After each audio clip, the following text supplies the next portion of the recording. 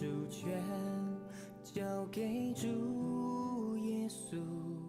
相信顺服带来更美祝福。在困境中，你赐我力量；在黑暗时刻，你给我亮光。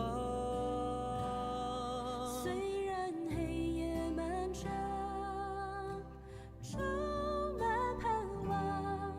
仍把双手举起，让你的荣耀在绝望处，你赐下盼望。在失落时刻，你与我同在。纵然失恋不断，靠主刚强，炼尽过的生命，更让你的荣耀。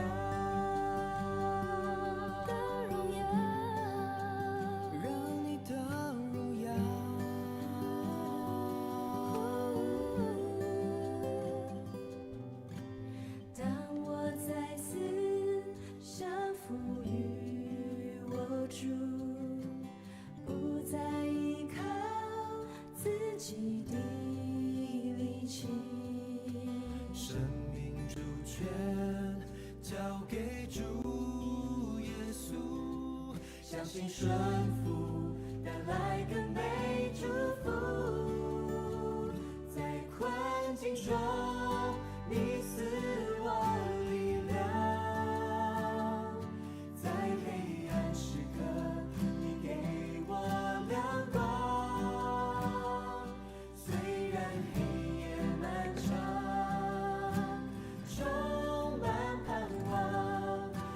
双手举起，让你的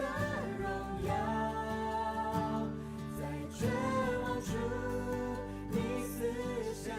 盼望。在失落时刻，你与我同在。纵然失恋不断，靠主刚强，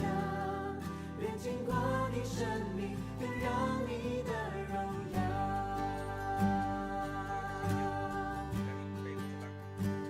在困境中，你赐我力量；在黑暗时刻，你给我亮光。虽然黑夜漫长，充满盼望，仍把双手举起，让你的荣耀在绝望处，你赐下盼望。大家平安。今天10月17日，我们一起来主的面前，一起来敬拜。愿我们所读的经文成为我们帮助，也让我们生命得着了炼净。让我们在每天的生活当中所经历的每件事情都依靠上帝。让我们在这当中，透过何西阿书，也成为我们生命的祝福。我们一起用这首诗歌炼净过的生命，来成为今天的敬拜。我们一起来敬拜。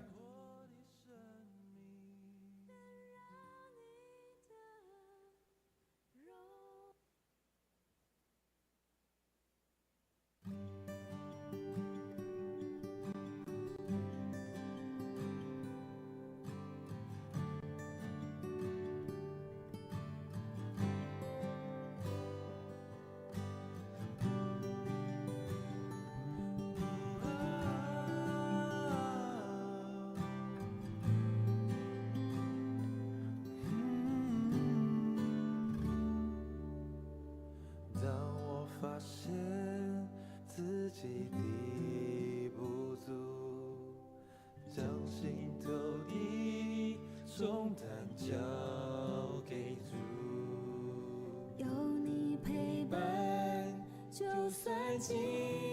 棘路，每滴泪水终会化成祝福。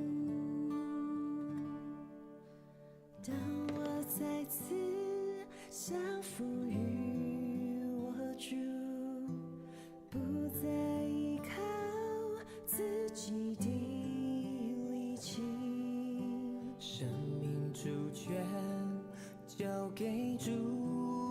耶稣，相信顺服带来更美祝福。在困境中，你赐我力量；在黑暗时刻，你给我亮光。虽然黑夜漫长，充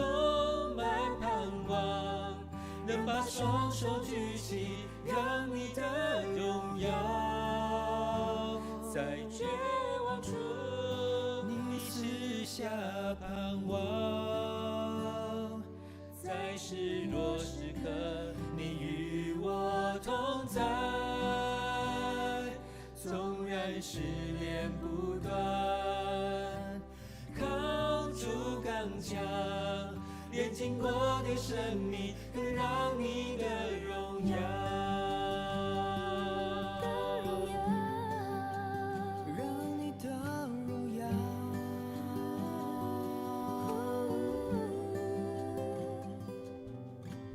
当我再次降服于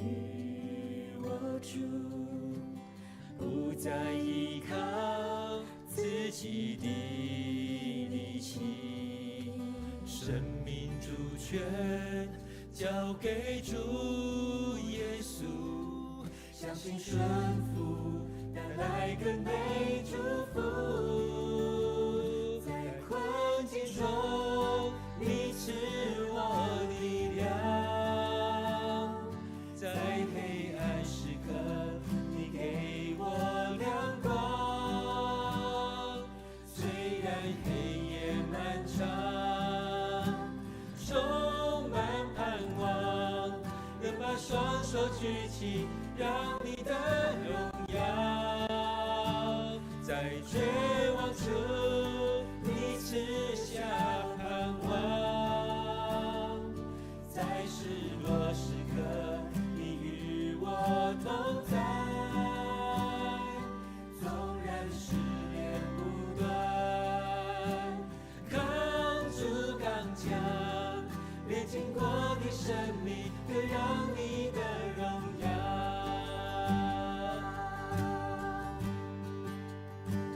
在困境中，你赐我力量；在黑暗时刻，你给我亮光。虽然黑夜漫长，充满盼望，能把双手举起，让你的荣耀在绝望处，你赐下盼望。在失落时刻，你与我同在。纵然试炼不断，靠住刚强，炼尽过的生命，更让你的荣耀。纵然试炼不断，靠住刚强，炼尽过的生命，更让你的荣耀。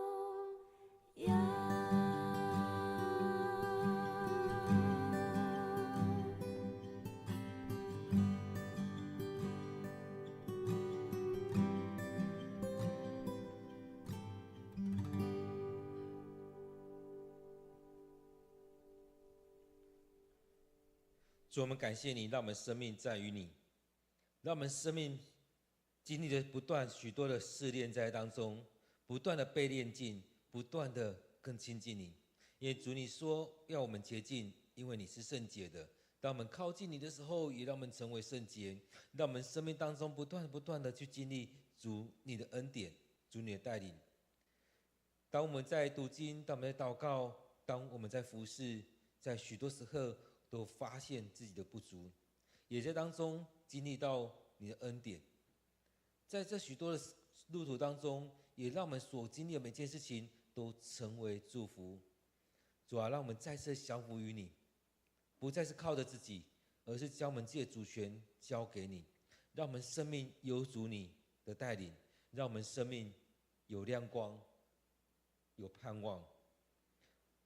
虽然在漫漫长夜当中，但是也看见主你带领着我们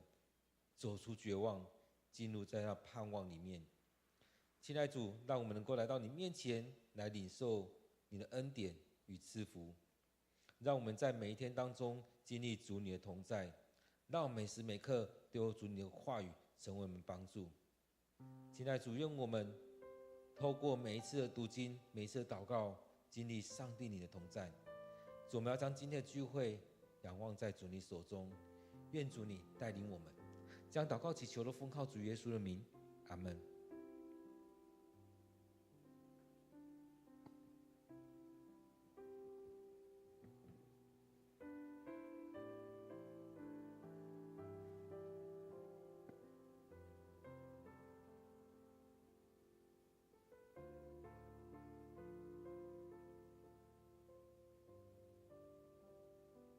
大家平安。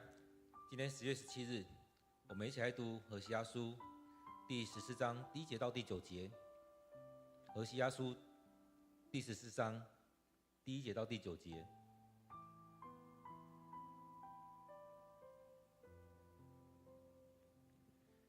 以色列人啊，你们的罪使你们跌倒了，你们要归向上主你们的上帝，你们要回到上主这里，向他祈祷说，求你赦免我们一切的罪过，垂听我们的祷告，使我们能够照所承诺的颂赞你。亚述人不能救我们，战马也不能保护我们，我们再也不向偶像说你是我们的上帝。上主啊，我们知道你向孤儿施仁慈。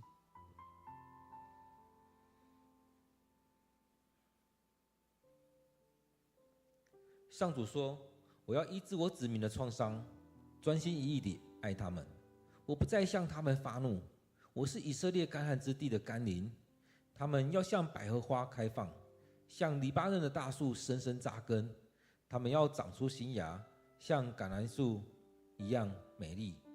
他们要发出芬芳，像黎巴嫩的香柏树，他们要再次得到我的保护，他们要像花木繁茂的花园，要像多产的葡萄园，他们要像黎巴嫩的美酒。以色列人要跟偶像绝缘，我要垂听他们的祷告，照顾他们。我要像常青树荫庇他们，我是他们一切福气的源头。愿聪明智慧的人都明白这本书的记载，愿他们铭记在心。上主的道路是正直的，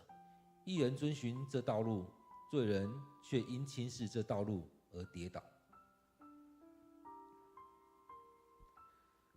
今天经文在何西阿书第14章第1节到第9节，让我们再有点时间来读这段经文，来领受今天的经文。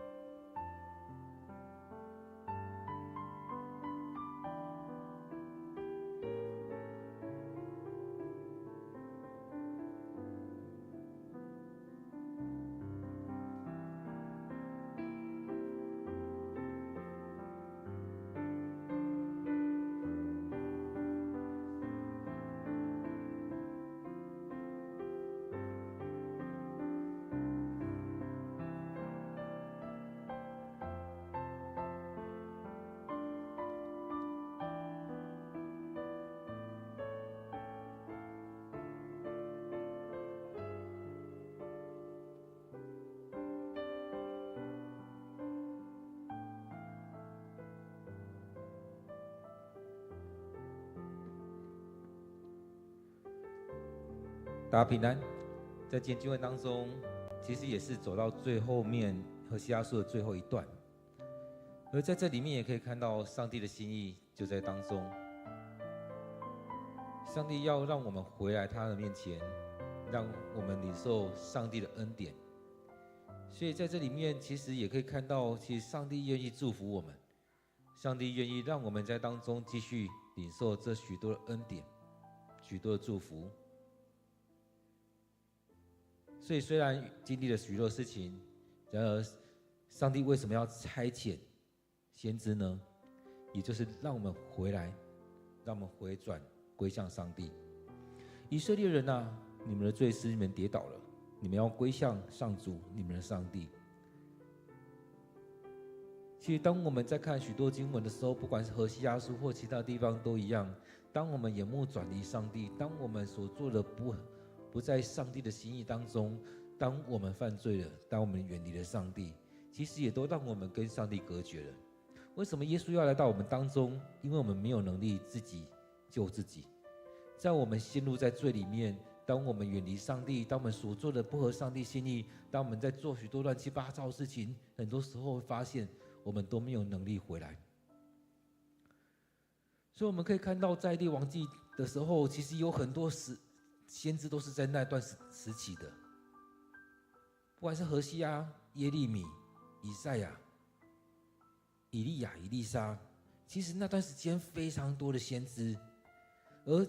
我们看到旧约里面那么多的先知，其实就是要把人叫回来。其实也就是因为我们一直跌倒，一直陷入在罪里面，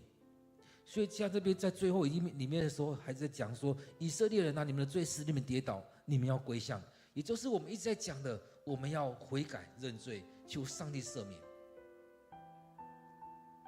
世人都犯了罪，亏缺了上帝的荣耀；世人都犯了罪，上帝的荣耀得不着。而在当中，我们看到到底什么可以让我们跟上帝隔绝？其实常常是因为我们的罪，我们不愿意顺服，我们不愿意回转归向上帝。所以在当中，我们看到那种回转，还有一个玩得凳，也就是180度转回来，面向上帝，不再是面向世界，不再是面向这许多的偶像。当我们在看何西阿书，在看耶利米书，在看许多地方的时候，都会看见，因为人背离了上帝，背叛了上帝，人不愿意顺服在当中，人要离开上帝。其实都因为这许多事情，让我们得罪了上帝。当我们眼目不在上帝面前的时候，不在上帝的身上的时候，我们所做的很多是做了许多上帝不喜悦的。所以各位弟兄姐妹，在我们在生命里面，我们需要有上帝的同在，要上帝的恩典带领，就在我们当中。所以这边想要说，你们要归向上帝，要归向上主，我们真的要回转。为什么一直要邀请我们弟兄姐妹回来灵修、读经、祷告？也就是一样，当我们这样做的时候，我们的心才会回转。当我们在看到教会许多糟糕的事情的时候，其实又可以看到一个教会，他们没有真正的降服在上帝面前。这教会没有真正降服在上帝面前，怎么样来看见这教会没有真正降服在上帝面前？去看见这个牧师，去看这些长老，去看这些执事，看他们的互动就知道了。从这些互动当中就知道他们的言行举止究竟有没有符合圣经的要求，而从这当中也会知道他们愿不愿意回到上帝面前领受上帝的话语。所以很多时候就从我们的言行举止当中就会可以看到一个人生命是怎样，他有没有基督的馨香之气。我们在这当中可以看到以色列人他们几乎是没有了，不能说完全没有，几乎是没有了，所以他们才会一直陷入在那个境况里面。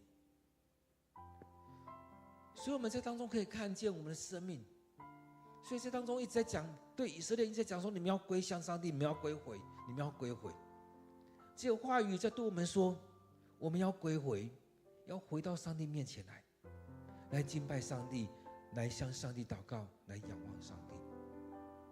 我们不是在批判别人，而是在当中反省，反省我们自己，反省我们的团体，反省我们的教会。所以当中也就是如此。他接着说：“你们要回到上主这里，向他祷告、祈祷，说：求你赦免我们一切的罪过，垂听我们的祷告，使我们能够照所承诺的颂赞你。”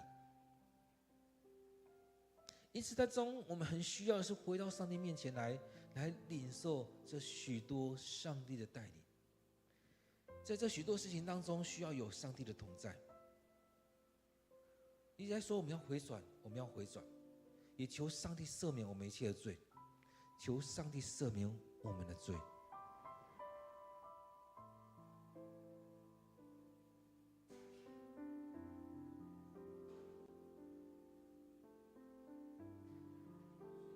所以这也是我们在当中，我们在祷告里面在跟他说，我们需要有一段时间做认罪的祷告。不管是在到教会的时候，或者在守圣餐的时候，或者在礼拜的时候，我们在灵修的时候，我们需要有一段时间做认罪的祷告，求上帝赦免我们的罪。这边就讲到说，要回到上帝面前，向上帝祷告，向上帝这样说：求你赦免我们一切的罪过。所以我每次还说，在祷告里面，你有什么样得罪上帝的地方，把它摆在上帝面前。你不一定要对我说，不一定要对谁说，你单单的来到上帝面前，对上帝说，跟上帝说：我做了这些事情不合你的心意，得罪了你。就像那浪子回头那个二儿子一样，他来到他爸爸面前说：我得罪了上帝，得罪了你，我不配做你的儿子。然而他的爸爸完全接纳他，让他回到儿子的身份。所以这当中我们也看到，我们生命里面在哪些点我们确实得罪了上帝，我们做的不对，我们哪边得罪了人，我们做了哪些事情，我们可以更加的具体的来跟上帝说，求上帝赦免。我们在许多事情当中真的不愿意顺服，不愿意顺服，所以求上帝赦免我们一切的罪过，垂听我们的祷告，使我们能够照所承诺的来颂赞上帝。回到上帝面前来，向上帝祷告。所以许多时候我们都靠自己的能力，靠着许多人的能力，而在当中也让我们能够觉悟觉醒。我们在许多事情当中得罪了上帝，求上帝赦免。而在这里面在讲到说，亚述人不能救我们，战马也不能保护我们，我们再也不向偶像祷告了，不再对他说你是我们的上帝。其实在何西阿书这边也一直在讲这些，在耶利米书里面一直在讲，其实以色列人一直在拜着巴力、亚舍拉等等的这些偶像，在拜他们手上所造的那些偶像。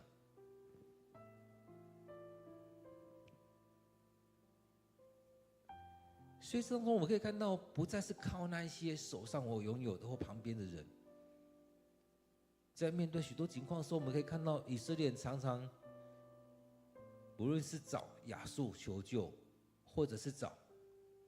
埃及人求救，但是当中可以看到上帝也不断的说，他们宁愿找亚述，宁愿找埃及人，就是不来找我。他们用了许多人的方式，就是不回到上帝面前来。我们也是一样，我们遇到问题，我们可能到处找人帮忙，找了许多人，甚至有人知道我祷告，就跑来找牧师、找长老说：“你帮我祷告。”但自己却不祷告。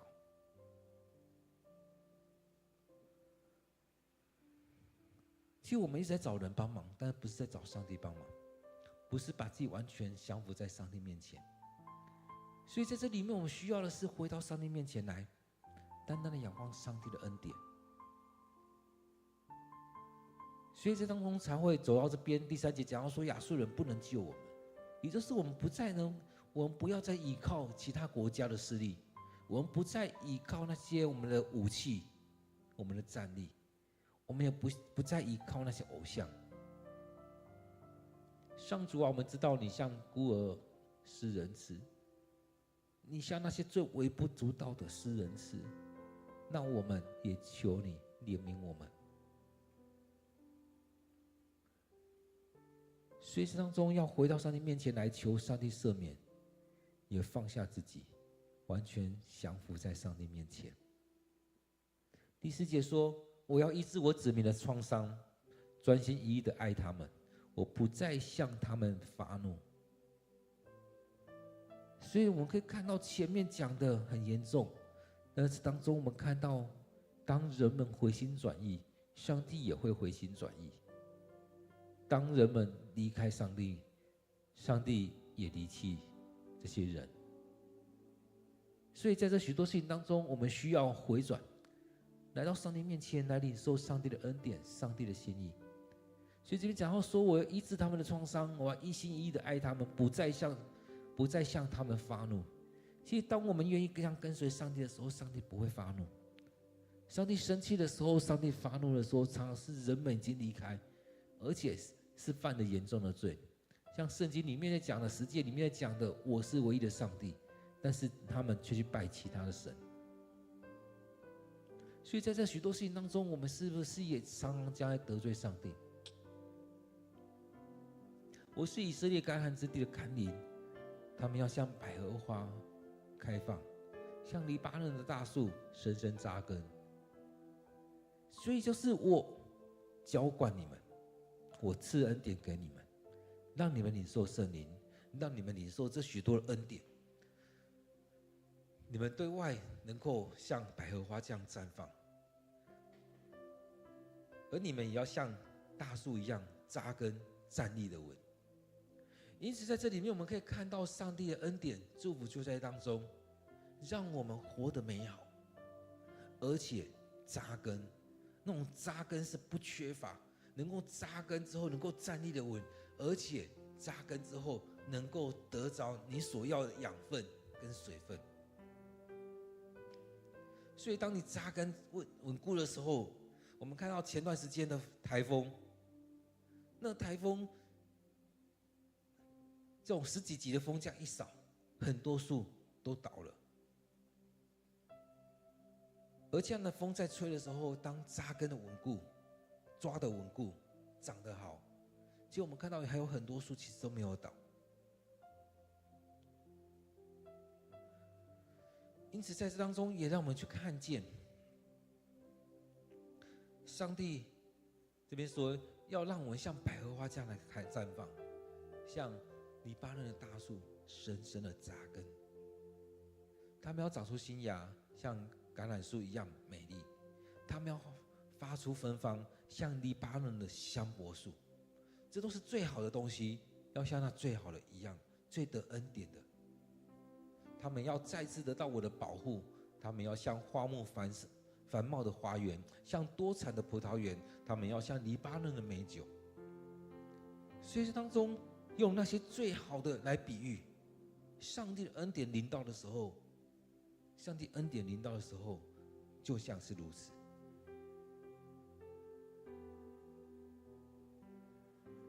也愿我们能够在当中来领受这一些，上帝将这些最好的要祝福给我们，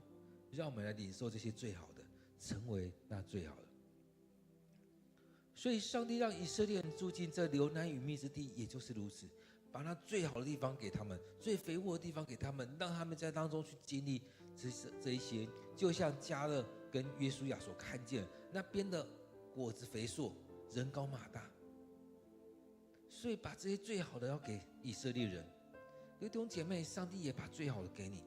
你要不要领受？你要不要进入在当中？你要不要成为这样子？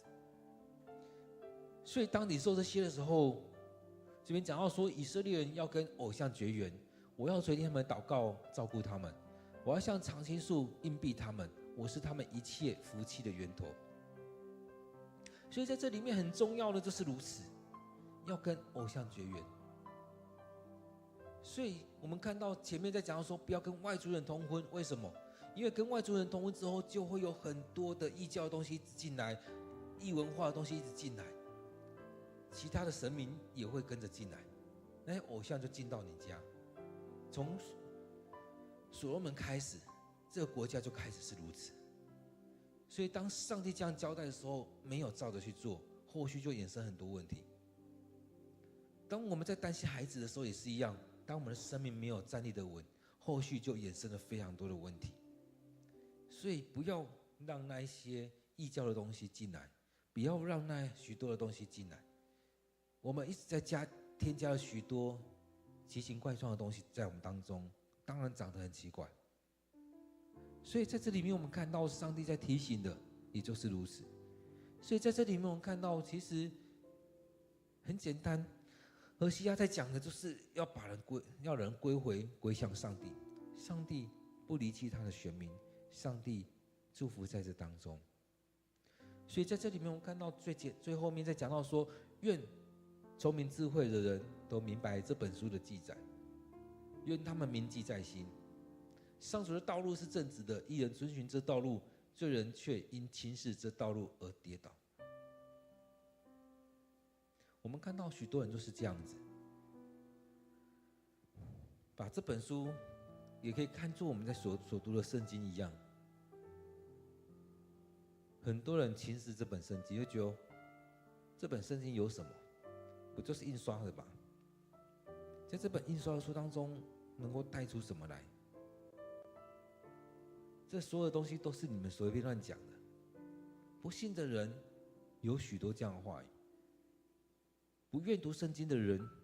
也会一直说这本圣经我读不懂。有很多人在讲到说，其实真的，当我们在读的时候，真的一开始真的读不懂，但是你愿不愿意委身进去？不管是我们在圣经速读，或在每天的读经灵修，当你愿意委身进来，当你愿意这样做，其实就是一种顺服，就是一种降服。我们一开始真的会读不懂圣经，但是我们求圣灵开我们的眼睛，开我们的心，让我们来领受。当我们明白的时候，就会把这些话语放在我们生命里面，放在我们心里面。所以这边讲到说，愿聪明智慧的人都明白这本书的记载，愿他们铭记在心。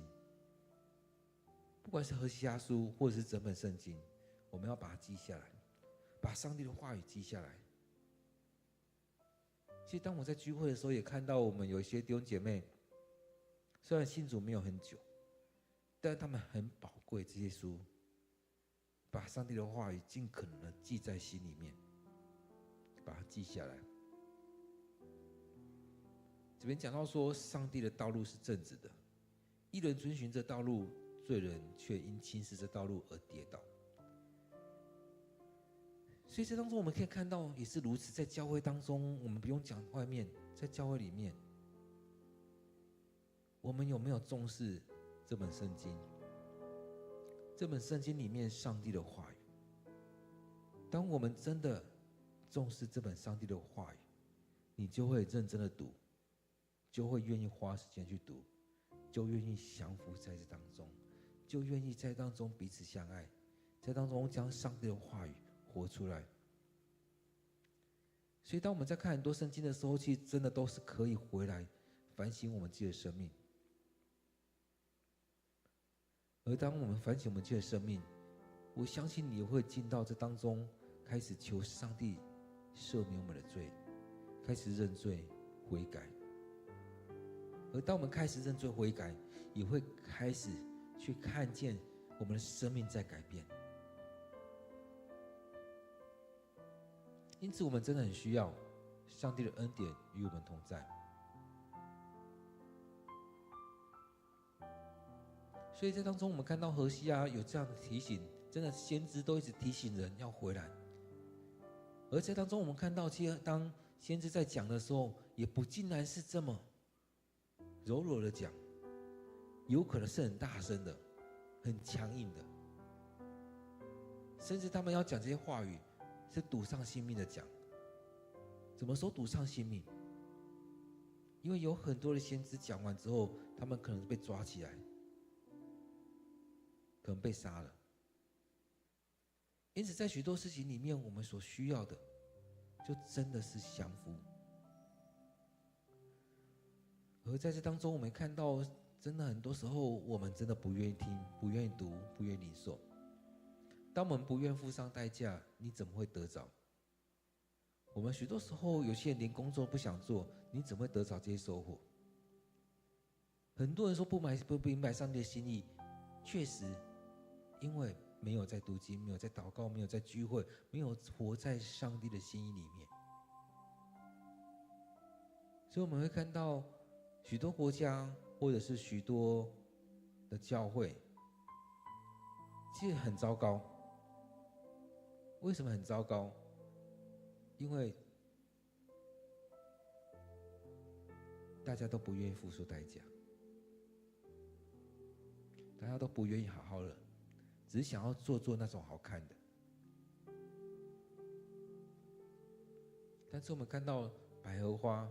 长得很漂亮，但是如果没有好好的去培养它，它不会长出这么漂亮。而那大树也要努力的去扎根，扎根在上帝的话语当中，去得着属天的养分跟水分。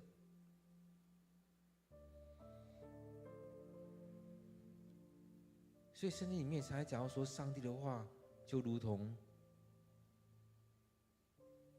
春林秋雨，让我们领受这些恩典，让我们领受这些滋润。当我们这段时间这17天我们所读的经文在何西阿书，不知道我们在当中领受了什么。其实在面对这许多圣经的话语的时候，我相信我们在读的时候会有许多基于生命的问题、家庭的问题、教会的问题，许多周遭的问题会浮现出来。我们要把这些摆在祷告里面。当我们有领受的时候，也需要去讲出来。就像何西阿一样，他领受了很长一段时间，上帝在对他说话，最后上帝要他来向众人说话。各位弟兄姐妹，我们的生命也会是如此。当我们持续不断的在圣经里面，在上帝的话语当中，我相信泡久了，一定会领受到上帝在对你说话，甚至上帝会催促你去向你的小组、你的团契、你所遇到这些人来对他们说话。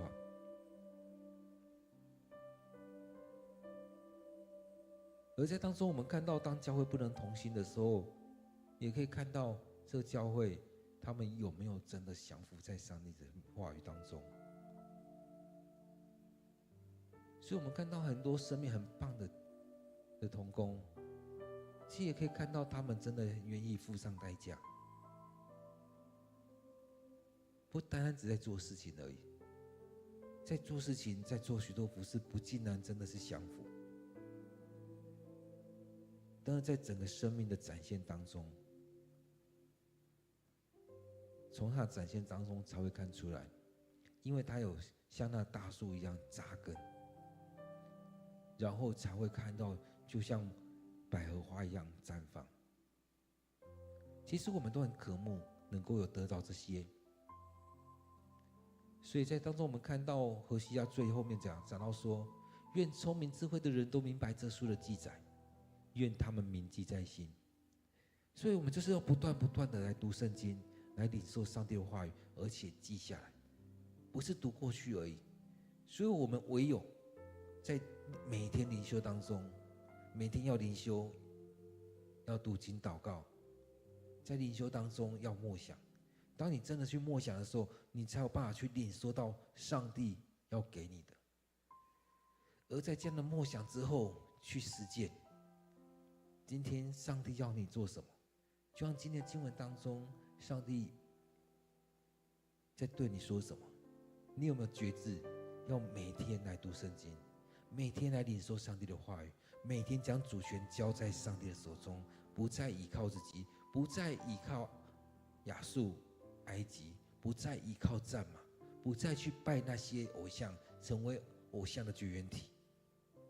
而当这样决议的时候，当你这样决定的时候，也要这样做。不再是靠这些世上的这一切能力，而是单单靠着上帝。当我们开始这样做的时候，我相信你的生命，我相信你的家庭，我相信你的教会会更加的得着祝福。让我们有一点时间来思想，来默想今天上帝的话语。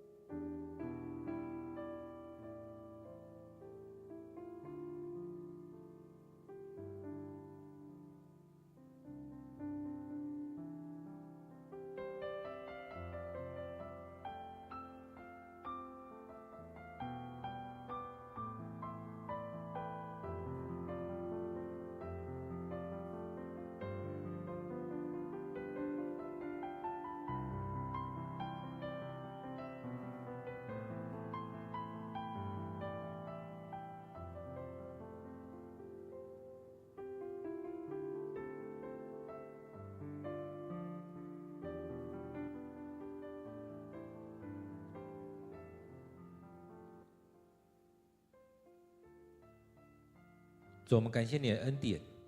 让我们在这段时间透过何西阿书成为我们生命的提醒。你对当时的人说话，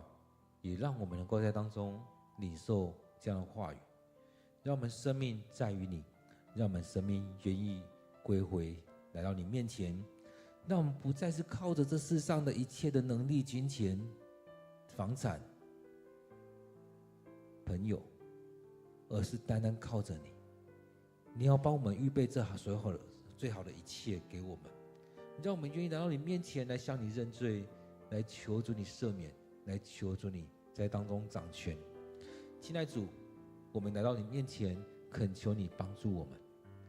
让我们得着你的恩典与赐福，让我们在每天当中领受你的带领。主，我们要将我们的教会仰望在主你手中，将我们的教会的牧师、每一位长老、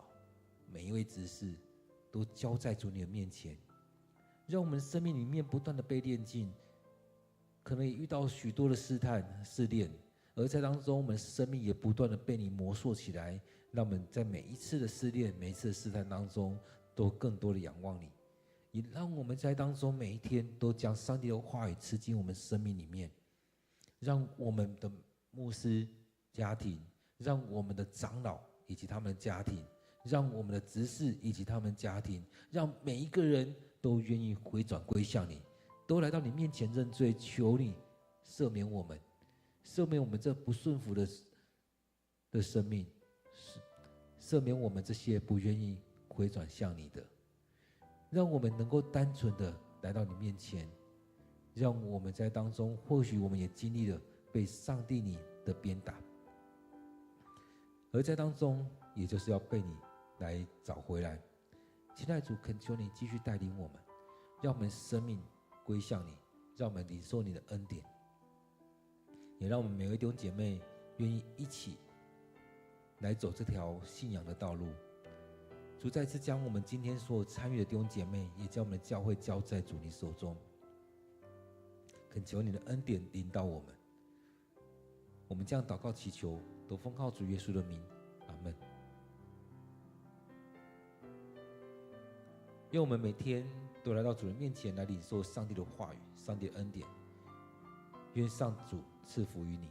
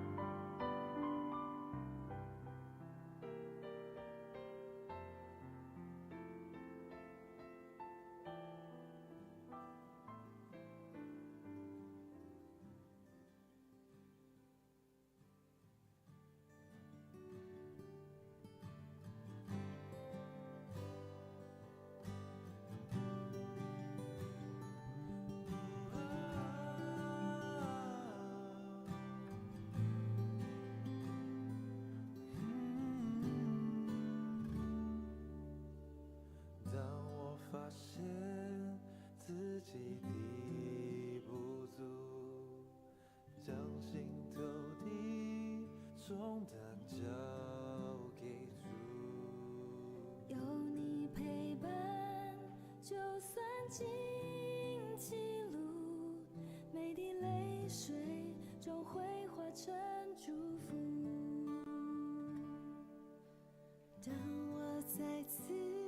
降服于我主，不再依靠自己的力气，生命主权交给主耶稣，相信顺服带来更美祝福。在困境中你赐我力量，在黑暗时刻你给我亮光。虽然黑夜漫长，充满盼望，仍把双手举起，让你的荣耀在绝望处你赐下盼望，在失落时刻你与我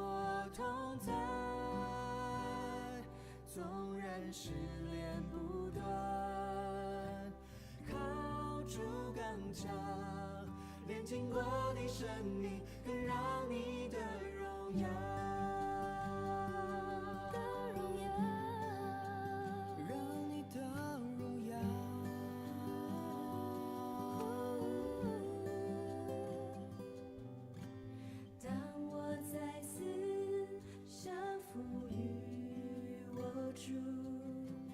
不再依靠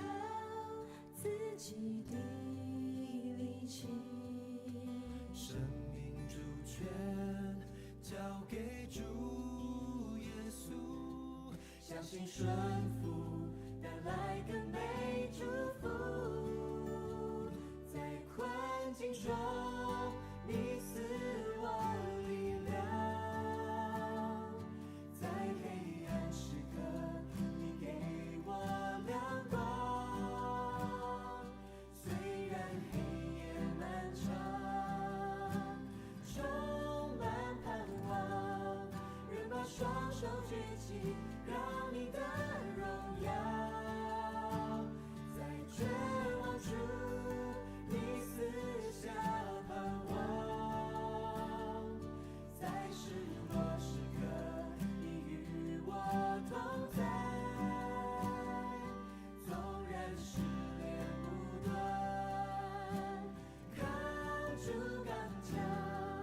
愿经过你生命，更让你的荣耀。